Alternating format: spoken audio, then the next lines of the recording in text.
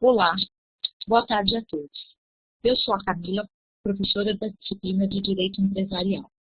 Nessa disciplina, estudamos a história do comércio e a evolução do direito empresarial no Brasil. Além disso, conceituamos empresa e empresário. Fizemos também uma análise detalhada das espécies de sociedades previstas na legislação, como, por exemplo, sociedade limitada e sociedade anônima. Por fim, aprendemos quem é o consumidor e o fornecedor numa relação de consumo, os direitos do consumidor, as práticas empresariais e a responsabilidade do fornecedor. Na unidade 1, estudamos o surgimento do comércio e da moeda e fizemos também uma análise do direito comercial datado de 1850, que hoje está parcialmente revogado, e sua evolução para o direito empresarial, cujos conceitos e demais institutos estão previstos no Código Civil. Estudamos o conceito de empresa e quem pode ser empresário e quem não pode ser. Então, isso está no artigo 966 do Código Civil. E nessa unidade, conhecemos quais são as obrigações a serem cumpridas pelo empresário quando do início de suas atividades. Então, o empresário, para ele desenvolver a atividade regularmente, ele vai precisar se registrar no órgão competente. Aqui em São Paulo é a Junta Comercial do Estado de São Paulo, a JUSESP. Além disso, ele precisa ter os seus livros contábeis, que são documentos que vão servir de prova, né? Então ele vai ter toda a história dessa empresa documentada nesses livros. E além disso, ter o balanço patrimonial. Então isso a gente estudou na unidade 1. Na unidade 2, a gente inicia o direito societário. Contudo, antes da gente analisar cada espécie de sociedade, a gente entendeu o que é a pessoa jurídica, que é esse ente fictício criado pela doutrina, né? E após, a gente diferenciou a sociedade empresária da sociedade simples. E por fim, a gente estudou o Instituto da Desconsideração da Personalidade Jurídica, que se aplica a essas sociedades empresárias.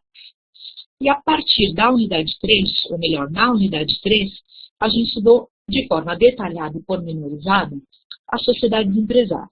Então, a gente estudou a sociedade em nome coletivo, a sociedade em comandita simples, comandita por ações. Essas são sociedades que ainda existem na legislação brasileira, só que elas são pouco utilizadas em razão da responsabilidade dos empresários, né? A responsabilidade deles é ilimitada e, por isso, pouco uso hoje. Além disso, a gente estudou a sociedade limitada e a sociedade anônima, que são as mais comuns e conhecidas por todos.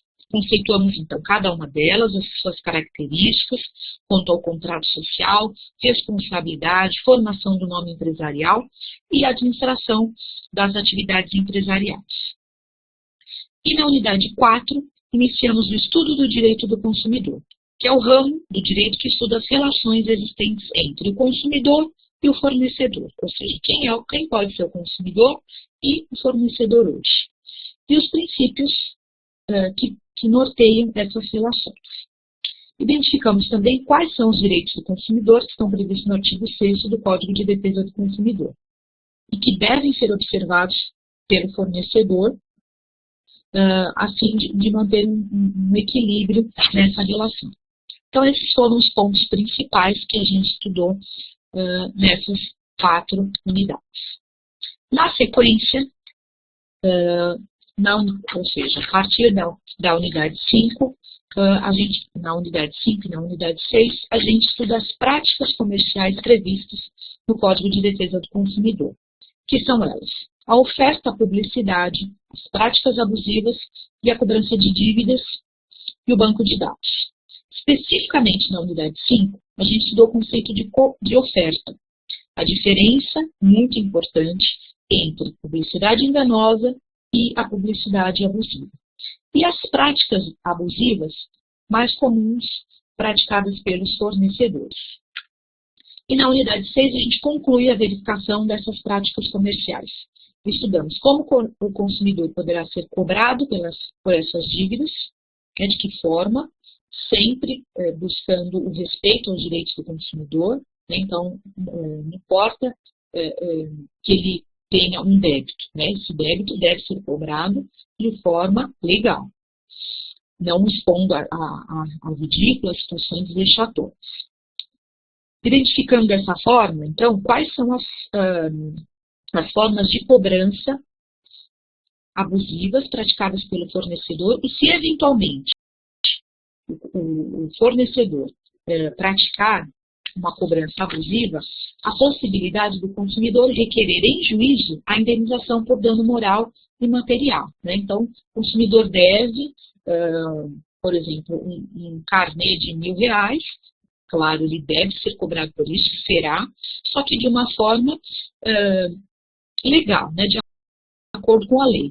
Não expor o consumidor a situações de ridículo, né? Cobrar para o seu superior, né? Olha, o fulano de tal está devendo nas lojas tais. Então, de uma forma que não exponha ao ridículo. E, finalmente, a gente estudou os serviços de proteção ao crédito, que reúnem informações referentes ao consumidor.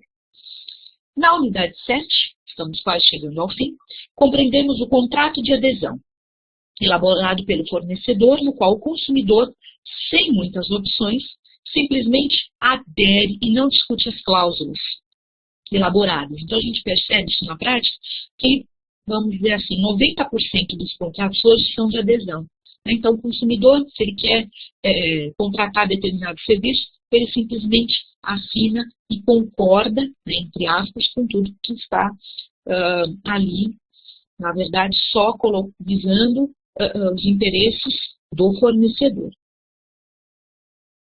Conhecemos também quais são as cláusulas abusivas proibidas pela legislação, como, por exemplo, as que permitem ao fornecedor a variação do preço de maneira unilateral, ou seja, o fornecedor vai alterar o preço de acordo com os seus interesses.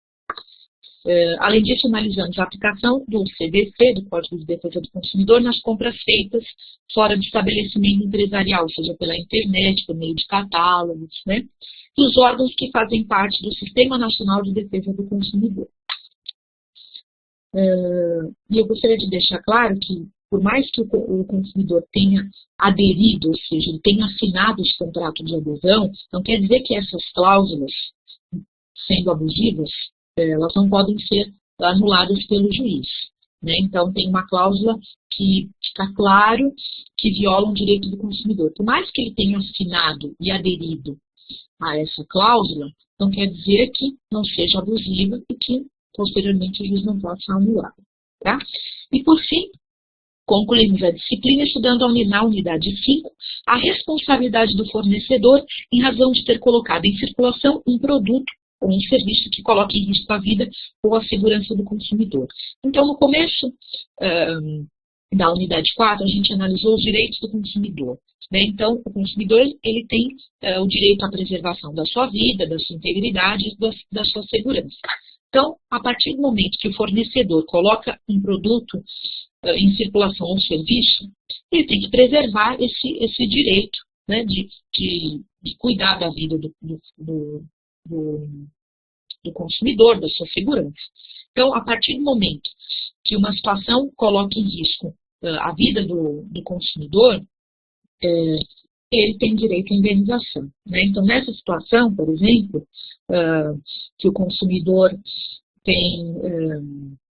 adquire um carro e esse carro, o airbag, por exemplo, não funciona, né? Então, causa um dano à sua vida, à sua saúde, à sua segurança. Então, ele terá direito à indenização. E o fornecedor, consequentemente, será penalizado pela falta de observância às normas técnicas de segurança. E aí vale lembrar do recall, que a gente estudou também nas nossas unidades, né, referentes ao direito do consumidor. Então, por mais que o fornecedor tenha feito o recall desse produto, né, por exemplo, do airbag, se algum consumidor tiver sofrido um dano, mesmo assim, cabe indenização, né? Porque o fornecedor não pode, em hipótese alguma, colocar um produto ou um serviço que cause um dano ao consumidor. E, por fim, a gente conheceu os crimes praticados contra o consumidor e, consequentemente, as suas respectivas penas. Então, eu termino aqui. Eu espero que vocês tenham feito uma revisão, tenham aprendido um pouco de direito empresarial e também de direito do consumidor. E que possam, assim, a partir de agora, exercer né, os seus direitos, cobrar os seus direitos dos fornecedores e, caso necessário, a tutela jurisdicional, ou seja, exigir do Poder Judiciário que tome providências. Um abraço e até mais.